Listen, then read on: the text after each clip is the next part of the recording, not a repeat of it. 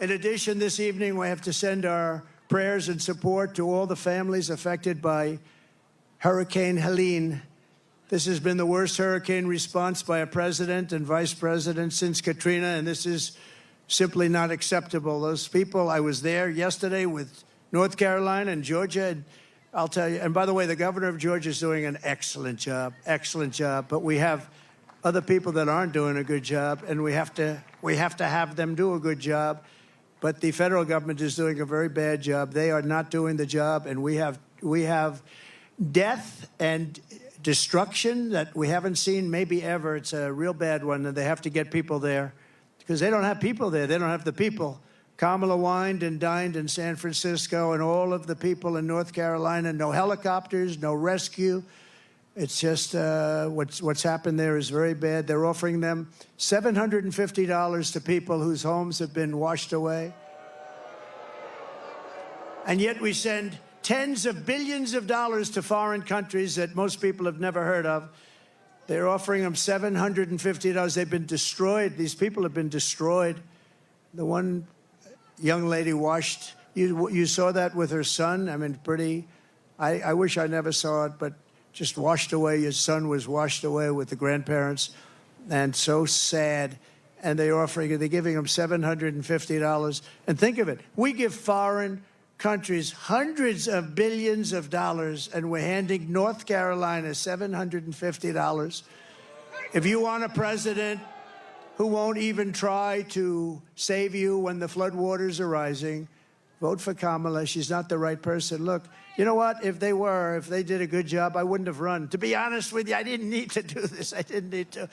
If I thought they were doing an even modestly good job, I wouldn't have run. But I saw right from the beginning, grossly incompetent, and I was right about that, and I decided to run, and we're doing really well. I was telling you about polls. We're way up in some polls. We're up in other polls.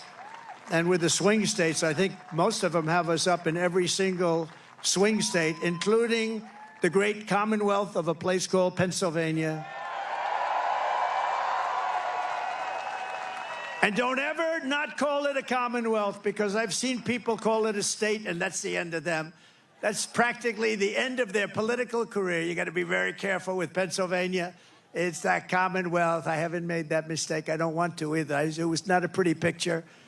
If you want a president who will stop at nothing to protect you and your family, I hope you're going to vote for a gentleman named Donald J. Trump. Have you heard of him?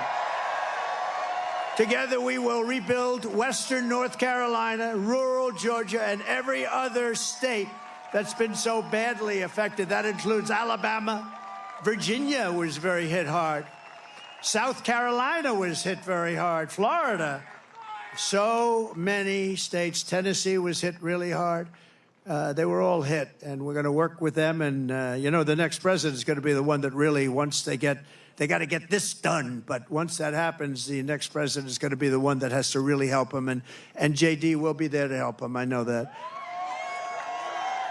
2024 is the most important election in the history of our country. And here are the facts. My opponent, Kamala Harris, is the most incompetent and far-left nominee ever to run for president. You know, she's much further left than crazy Bernie Sanders. You know that. She wants to open borders. She took the most secure border in U.S. history and turned it into the worst border in the history of the world. Remember, she was appointed border czar. She says she wasn't now after 3 years, but she was. But whether she was or not, she was in charge of the border. And the other day I saw her get up and say, we will do this, we will do that. Why didn't they do it 4 years ago? Why didn't they do it? The damage is so bad, and so it's been done. She let in 21 million illegal aliens from all over the world, from prisons and jails and mental institutions and insane asylums, and they're terrorists at record levels, at levels we've never seen before. She cost you $29,000 a family through inflation price hikes. And now she wants a larger tax hike, and she wants to go the largest tax hike in American history. There's never been a tax hike like what she's proposing. She's going to raise your taxes a minimum of $3,000. She's a big taxer, and she was the original creator of defund the police. I think for all the sheriffs over here, if you're a partner in defund the police for even 2 days, you cannot be president. But she was one of the founders of defund the police, and she still believes that, by the way. I don't know how anybody could, but she still believes that. And if she ever had a chance, there's a good possibility she'd go back to it. Can you imagine? Somebody's robbing our house. Well, there's nothing we can do about it. That's what they say. There's nothing. You know, they tried it. And you know where they tried it? In Minnesota with our vice president.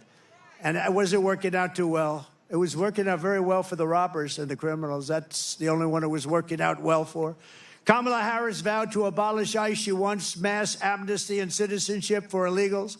And worst of all, she lost, and this is maybe the worst thing in the whole, that nobody talks, the fake news won't mention it. She lost more than 325,000 migrant children that are now dead in slavery or just plain missing, probably never to be seen again, never to see their parents again. But this isn't like, this is 325,000 have been lost. She praised the idea of a 70% to an 80% tax rate. She imposed a natural gas export ban on Pennsylvania, which is killing your energy workers and your pricing. You know, you have one of the highest energy costs in the country, and yet you're sitting on top of a massive amount of energy that she doesn't want to get.